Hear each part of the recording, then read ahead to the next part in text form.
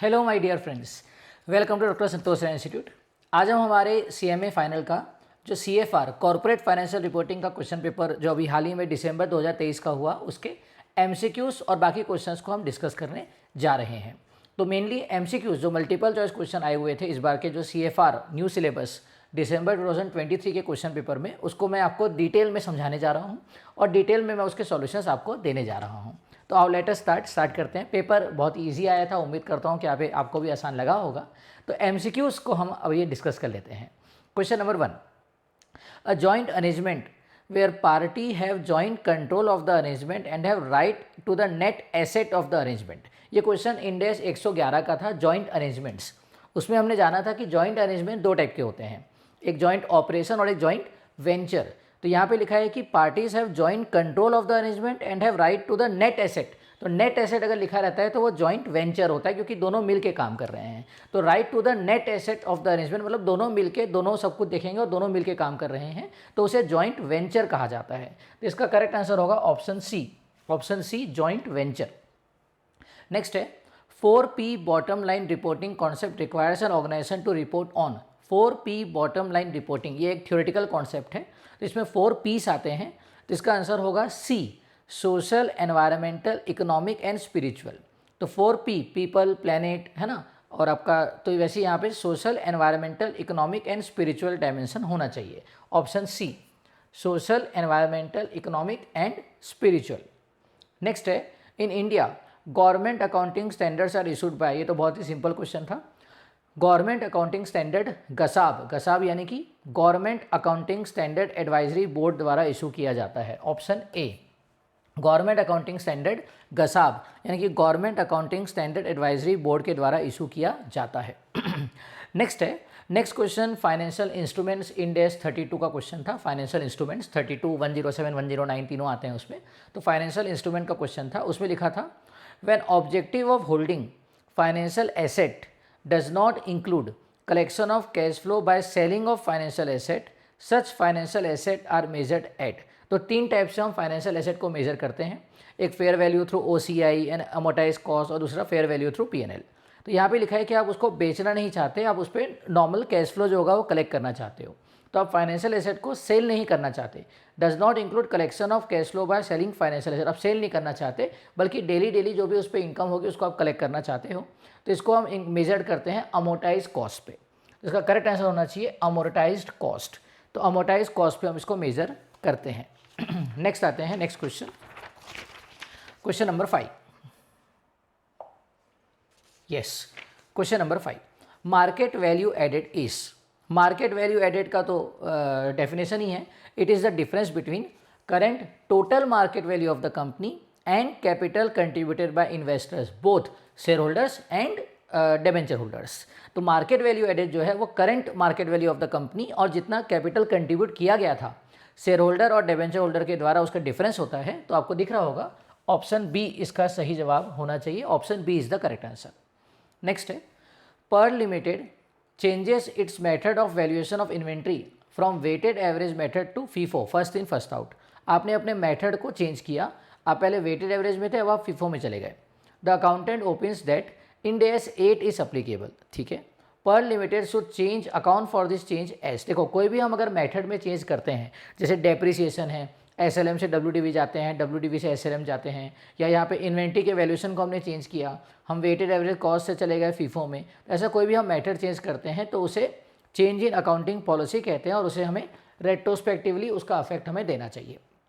तो अपने method change किया तो वो चेंज इन अकाउंटिंग पॉलिसी है और उसे रेट्रोस्पेक्टिवली हमें उसका अफेक्ट देना चाहिए। तो ऑप्शन सी इसका सही जवाब होना चाहिए, a change in accounting policy and it should be accounted for it retrospectively.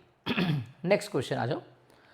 Core limited has a plant with a carrying amount of 1,20,000। आपके पास एक प्लांट है जो 1,20,000 का है, जो आपने 1 अप्रैल 2022 में लिया था। यूज़फुल लाइफ है उसकी 10 ईयर्स, लेकिन अभी सिर्फ 4 साल ही बचे हुए हैं। अब आप उसको रिवैल्यू करके 2 लाख करना चाह रहे हो और 80,000 को आप रिवैल्यूएशन रिजर्व में डालना चाह रहे हो। आपको बताना है कि इस साल उस पर डेप्री कितना चार्ज होगा। ये तो बहुत ही सिंपल क्वेश्चन है। आपने इस साल प्लांट की वैल्यू को 2 लाख कर दिया और उसकी रिमेनिंग लाइफ 4 ईयर्स है, तो डेप्रीसिएशन हो जाएगा 2 लाख डेप्रिसिएशन हो जाएगा 2 lakh divided by 4, that means 50,000। ठीक है, क्योंकि आपने प्लांट की वैल्यू 2 लाख कर दी है और रिमेनिंग लाइफ 4 ईयर्स है, तो 2 लाख डिवाइड बाय 4 डेप्री आएगा आपका 50,000। तो करंट ईयर में आप डेप्री चार्ज करेंगे 50,000। नेक्स्ट है गैलेक्सी लिमिटेड। ये क्वेश्चन आपका इंटेंजिबल एसेट का क्वेश्चन है, intangible asset Ind AS 38। Galaxy limited is developing a new production process during the financial year ended. Total expenditure incurred was 50 lakh. The process met the criteria for recognition as an intangible asset on 1st December. Expenditure incurred till date was 22 lakh. It means आपने अभी तक intangible asset को develop करने के लिए 50 लाख खर्च कर चुके हैं, लेकिन रिकॉग्निशन क्राइटेरिया मेट करने के पहले 22 लाख खर्च हुए थे। तो रिकॉग्निशन क्राइटेरिया मेट करने के पहले जो एक्सपेंडिचर होते हैं वो P&L में जाते हैं। रिकॉग्निशन क्राइटेरिया मेट करने के बाद के जो एक्सपेंडिचर होते हैं उसे हम कैपिटलाइज करते हैं, उसे हम इंटेंजिबल एसेट के कॉस्ट का पार्ट मानते हैं। तो बेटा 50 लाख आपने खर्च किया है, जिसमें 22 लाख आपने रिकॉग्निशन क्राइटेरिया मेट करने के पहले खर्च किया था, तो वो तो चले जाएगा P&L में। तो आपका इंटेंजिबल एसेट का कॉस्ट बन जाएगा 50 minus 22, that is 28। Intangible asset का कॉस्ट हो जाएगा 28। फिर आपने और फर्दर एक्सपेंडिचर किए हैं, और आपने फर्दर एक्सपेंडिचर किए हैं 80 लैक्स के। तो 80 लाख आपने और एक्सपेंडिचर किया तो ये भी कॉस्ट के पार्ट में आ जाएगा, 108 हो जाएगा। 80 लाख आपने और एक्सपेंडिचर किया तो ये भी कॉस्ट का पार्ट बन जाएगा, 108 हो जाएगा। लेकिन आगे लिखा हुआ है कि आपको लगता है कि उसका जो रिकवरेबल अमाउंट है वो 72 ही है। इसका मतलब है कि वो आपका इम्पेयर्ड है। इम्पेयरमेंट का ये क्वेश्चन हो गया अब यहाँ पे इम्पेयरमेंट भी आ गया है, इम्पेयरमेंट ऑफ एसेट। इसका मतलब ये है कि आपका एसेट इम्पेयर्ड हो गया है। सर कैसे? देखो, आपके इंटेंजिबल एसेट की बुक वैल्यू है 108, लेकिन रिकवरेबल वैल्यू है 72। तो बुक वैल्यू है 108। 108 कैसा है सर? 50 लाख खर्च किए थे, 22 लाख रिकॉग्निशन के पहले का था, वो चले गया P&L में, तो कैपिटलाइज करेंगे 28 लाख से। फिर 80 लाख और एक्सपेंडिचर किए तो 108 हो गया, और उसका रिकवरेबल अमाउंट है 72। इट मीन्स आपका एसेट इम्पेयर्ड हो गया है। कितने से इम्पेयर्ड हो गया है? 108 माइनस 72। 108 माइनस 72 करोगे तो आएगा 36 लाख। तो इसका करेक्ट आंसर है ऑप्शन बी, 36 लाख।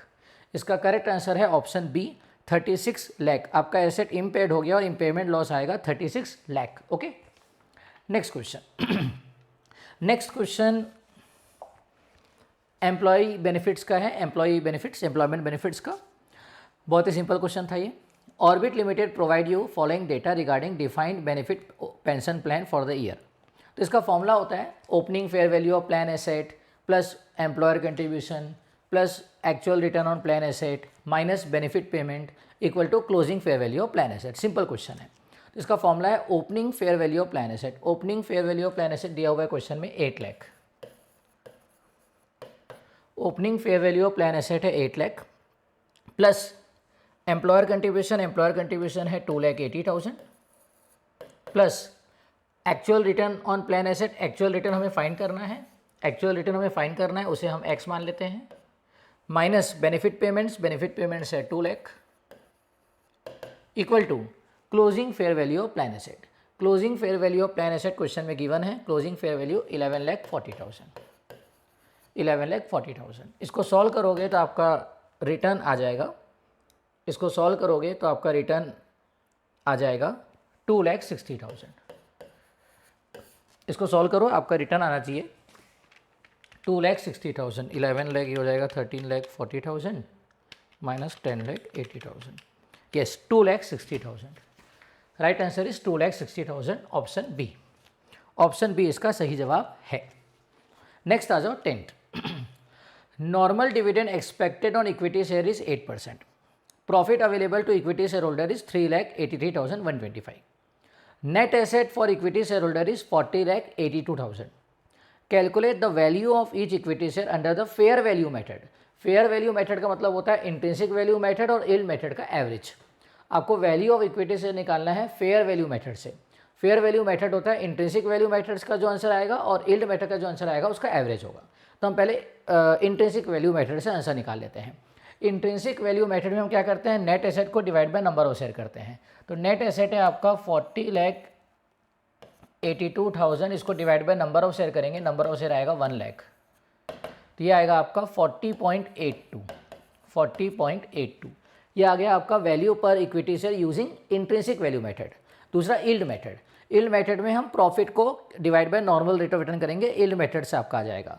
तो यील्ड मेथड में हम प्रॉफिट को नॉर्मल रेट ऑफ रिटर्न से कैपिटलाइज कर लेंगे, डिस्काउंट करेंगे, उसके बाद उसको divide by number of share करेंगे, तो यील्ड मेथड से आंसर आएगा।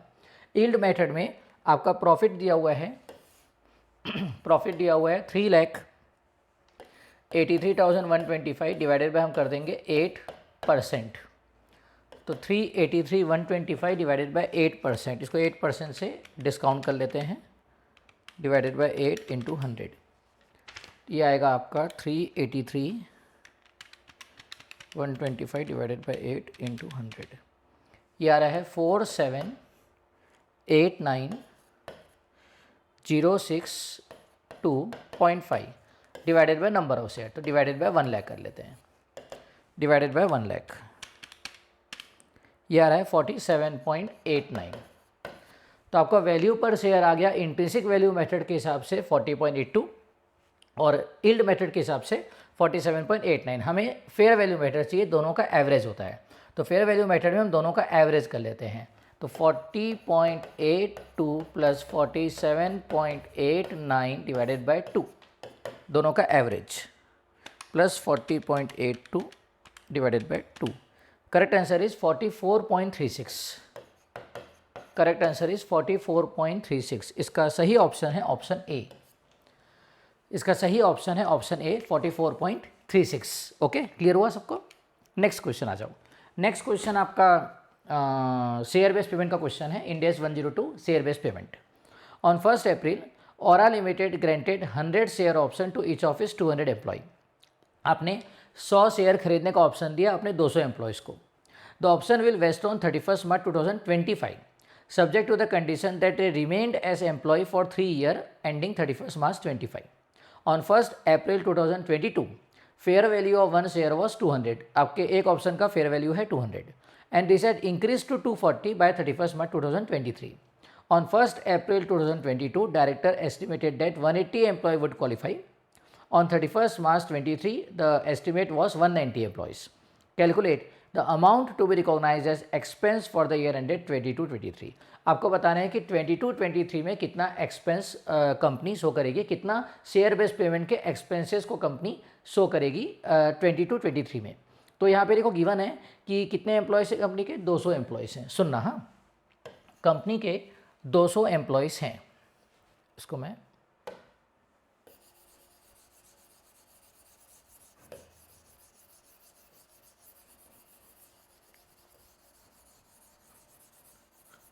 हाँ, कंपनी के 200 एम्प्लॉयज़ हैं, कंपनी के 200 एम्प्लॉयज़ हैं और हर एक एम्प्लॉय को आपने 100 शेयर्स लेने का ऑप्शन दिया है। और नहीं, कंपनी कितने एम्प्लॉय कंटिन्यू करेंगे 31 मार्च 23 में 190 एम्प्लॉय कंटिन्यू करेंगे। अच्छा, ठीक है, तो ये हो जाएगा आपका 190 एम्प्लॉयज़ रहेंगे, ऐसा आपको लगता है। हर एक एम्प्लॉय को 100 शेयर का ऑप्शन दिया गया है into fair value. Fair value हमेशा ग्रैंड डेट की ली जाती है, तो ग्रैंड डेट की फेयर वैल्यू 1 अप्रैल 2022 का ग्रैंड डेट है, ग्रैंड डेट की फेयर वैल्यू है 200, तो इंटू 200 ये आपका आ गया टोटल एक्सपेंस जो आप एस्टिमेट कर रहे हो फॉर 22-23। ये आ गया टोटल एक्सपेंस जो आप एस्टिमेट कर रहे हो 22-23। सर कैसे आया? देखो, आप एस्टिमेट कर रहे हो कि 190 एम्प्लॉय रहेंगे और हर एक एम्प्लॉय को 100 शेयर खरीदने का ऑप्शन दिया गया है और फेयर वैल्यू है आपका ग्रैंड डेट का लिया जाता है जो कि 200 रुपये है। ये टोटल एक्सपेंस है जो आप एस्टिमेट कर रहे हो कि 3 साल में आपको होगा, लेकिन हमें पर ईयर चाहिए, 1 साल का चाहिए, तो इसको हम डिवाइड बाय 3 कर देंगे। हमें पर ईयर चाहिए, 1 साल का चाहिए, तो इसको हम डिवाइड बाय 3 कर देंगे। तो आपका करेक्ट आंसर इसका आना चाहिए, डिवाइड बाय 3 करने के बाद करेक्ट आंसर आना चाहिए ऑप्शन बी। इसका डिवाइड बाय 3 करने के बाद करेक्ट आंसर आना चाहिए ऑप्शन बी।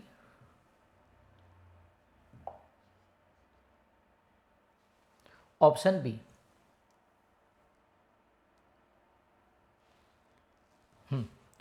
ऑप्शन बी इसका करेक्ट आंसर आना चाहिए। चेक कर लो सब लोग।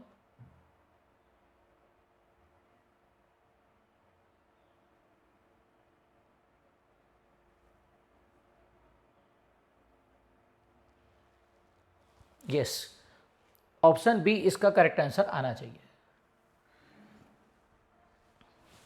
चेक कर लो, ऑप्शन बी 12,66,667, ऑप्शन बी इसका करेक्ट आंसर होना चाहिए। Ind AS 102 share based payment. Next MCQ आ जाओ। नेक्स्ट एमसीक्यू है 12th। Next MCQ, on 1st April Ganga limited purchase 30% share in Sagar for 2,50,000। आपने 2,50,000 में 30% शेयर खरीदे, मतलब वो आपका एसोसिएट है। On that date Sagar share holder equity was 5 lakh. The carrying value of Sagar identifiable net asset was equal to book value. Ganga correctly report this significant influence investment using equity method. आप equity method Ind S 28 के हिसाब से आप equity method follow करना चाहते हो। Equity method होता है cost plus share in post acquisition profit. Equity method होता है cost plus share in post acquisition profit, यह है इक्विटी मेथड। तो यहाँ पे लिखा है कि आपने 30% इंटरेस्ट परचेज किए हैं कितने में, 2,50,000 में। यहाँ पे लिखा है कि आपने 30% इंटरेस्ट परचेज किया है 2,50,000 में, ये आपका कॉस्ट हो गया, plus share in post acquisition profit, तो जो पोस्ट एक्विजिशन प्रॉफिट है उसमें आपका शेयर। तो इसका पोस्ट एक्विजिशन प्रॉफिट देखो, आपको दिख रहा होगा, सागर का जो पोस्ट एक्विजिशन प्रॉफिट है वो है 1,50,000, जिसमें से उसने डिविडेंड दिया है 40,000 का, माइनस 40,000। इसका 30% इंटरेस्ट सागर के पास है, तो इसका 30% इंटरेस्ट सागर के पास है, ठीक है। तो आप देख सकते हैं cost plus share in post acquisition profit, ये कहलाता है इक्विटी मेथड। जब भी आपका एसोसिएट या जॉइंट वेंचर होता है तो नॉर्मली सब्सटेंशियल इंटरेस्ट होता है, तो नॉर्मली आप इक्विटी मेथड फॉलो करते हो एज पर इंड एस 28 के हिसाब से आप इक्विटी मेथड फॉलो करते हो।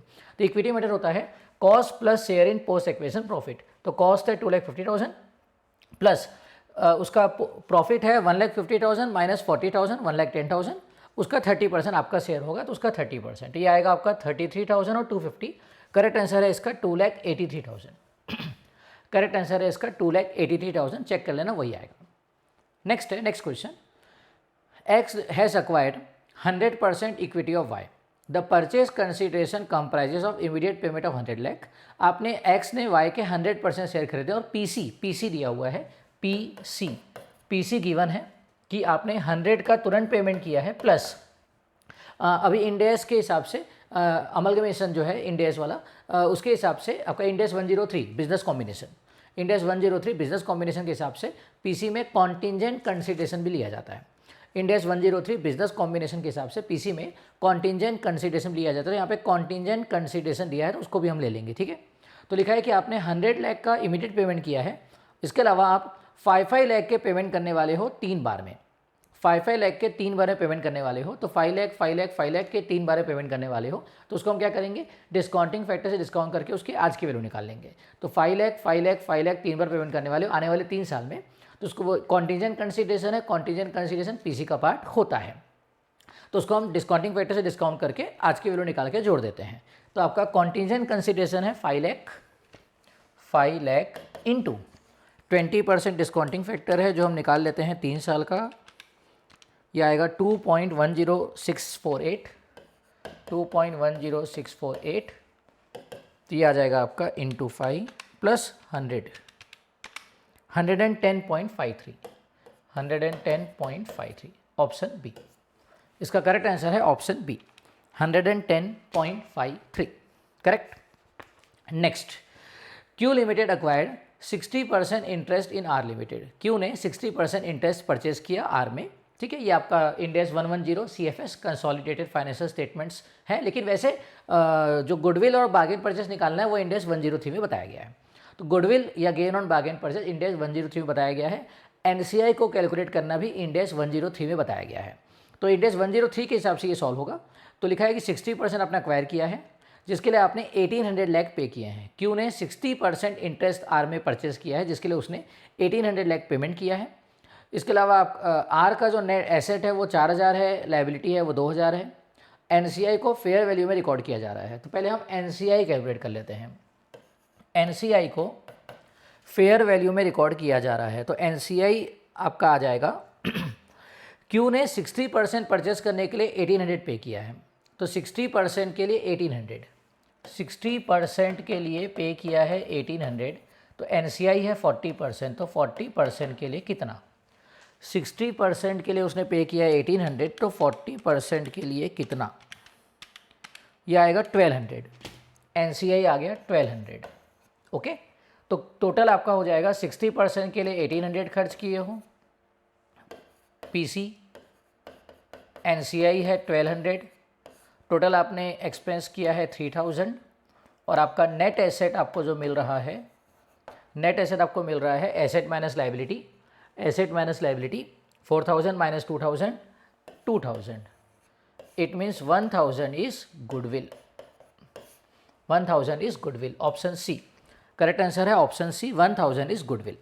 तो 60% के लिए आपने खर्च किया 1800, NCI को फेयर वैल्यू में रिकॉग्नाइज कर रहे हैं, तो 60% का 1800, तो 40% NCI है का कितना 1200 आ गया, तो 1800 और 1200 3000, और नेट एसेट आपको मिल रहे हैं 2000 के, आपको 1000 का लॉस हो गया, 1000 आपको कम मिल रहा है, नेट एसेट 2000 के मिल रहे हैं, 1000 इज गुडविल। नेक्स्ट और लास्ट MCQ क्वेश्चन जो आपका रेवेन्यू रिकॉग्निशन से आया था, Ind AS 115, Ind AS 115 revenue recognition से आया था last question. Alaknanda limited is engaged in manufacturing and selling of designer furniture. It sell goods on extended credit. Alaknanda limited sold furniture for 80 lakh to a customer. आपने 80 लाख रुपए का furniture sale किया। The payment against was receivable after 12 month with interest 3%। 80 lakh का आपने goods sale किया है जिसका पैसा आपको 1 साल बाद मिलेगा, 3% इंटरेस्ट के साथ मिलेगा, लेकिन मार्केट रेट ऑफ इंटरेस्ट चल रहा है वैसे 8%, वैसे मार्केट रेट ऑफ इंटरेस्ट है 8%। आपको बताने कि कितना आप रेवेन्यू रिकॉग्नाइज करोगे इस साल, कितना रेवेन्यू रिकॉग्निशन होगा एज पर 115 इंड AS 115, कितना रेवेन्यू रिकॉग्निशन करोगे आप इस साल, तो इसका करेक्ट आंसर होना चाहिए टोटल आपको जो पैसा मिलने वाला है वो है, टोटल आपको जो पैसा मिलने वाला है वो है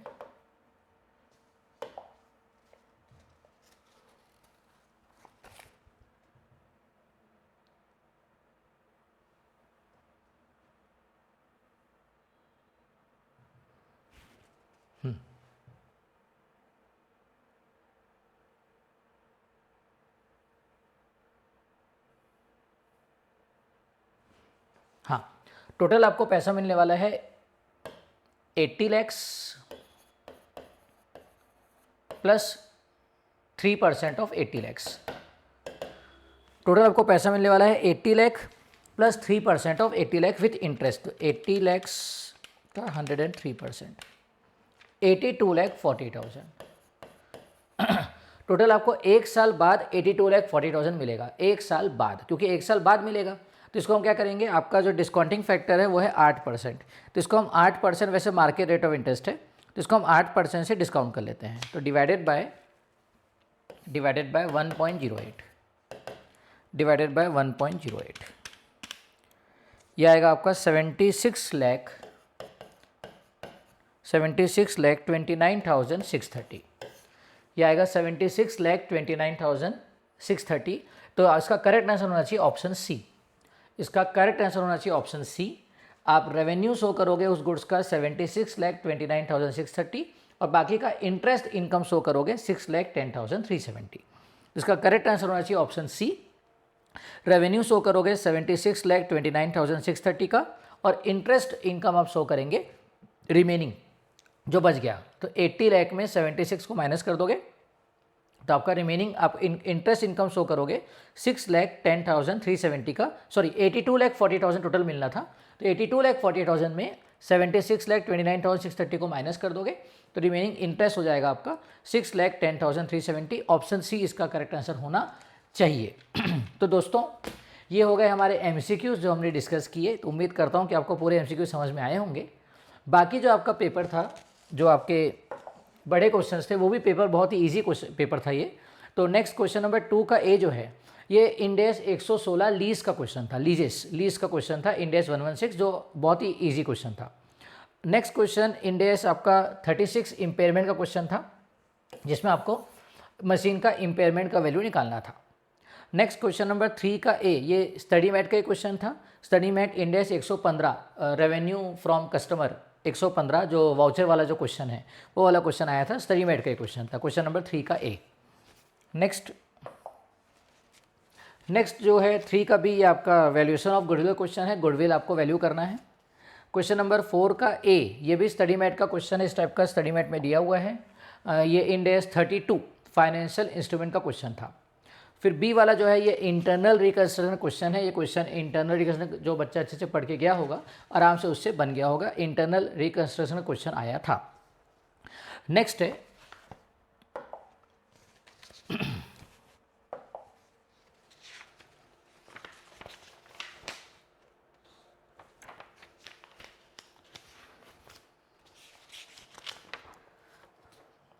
नेक्स्ट क्वेश्चन, बेटा लिमिटेड एंड डेल्टा लिमिटेड, ये आपका बिजनेस कॉम्बिनेशन का था, उसमें दूसरे को परचेज़ किया था, इंट्रिंसिक वैल्यू मेथड से आपको सॉल्व करना था, तो ये भी ठीक ही क्वेश्चन था। इसके बाद आपका नेक्स्ट क्वेश्चन नंबर 6 जो है वो आपका CFS का क्वेश्चन था, कंसोलिडेटेड फाइनेंशियल स्टेटमेंट्स का था। इसमें आपको NCI निकालना था पहले, फिर सॉल्व करना था, ठीक। और उसके बाद 7th का ए जो है आपका नेक्स्ट क्वेश्चन, 7th का ए आपका वैल्यू एडेड स्टेटमेंट क्वेश्चन है। ये सेम क्वेश्चन स्टडी मेट में दिया हुआ है, वैल्यू एडेड स्टेटमेंट क्वेश्चन था, स्टडी मेट में दिया हुआ है। 7 का भी इंटीग्रेटेड रिपोर्टिंग थ्योरी क्वेश्चन था, बहुत इजीली बच्चे बना लिए होंगे। और 8 का ए भी जो है public accounts committee, government accounting से तो क्वेश्चन आता ही है नॉर्मली, तो ये गवर्नमेंट अकाउंटिंग का क्वेश्चन था। फिर आपका accounting standard, government accounting standard का IGFRS 4 इन्वेंटरी को एक्सप्लेन करना था। और लास्ट क्वेश्चन आपका जो स्टेप होल्डिंग होता है, स्टेप बाय स्टेप इक्वेशन होता है, ये स्टडी मेट का क्वेश्चन है, स्टडी मेट में गिवन है। पहले आपने 30% एक्वायर किया, फिर बाद में आपने 70% एक्वायर किया, स्टेप एक्विजिशन करके आपने कंपनी को एक्वायर किया है। स्टडी मेट में ये क्वेश्चन गिवन है। तो ओवरऑल पेपर ठीक था। उम्मीद करता हूँ कि आपको इस वीडियो से कुछ हेल्प हुई होगी और MCQs आपके कम से कम क्लियर हो गए होंगे। ओके, तो नेक्स्ट हम फिर मिलेंगे। Thank you very much. Thank you.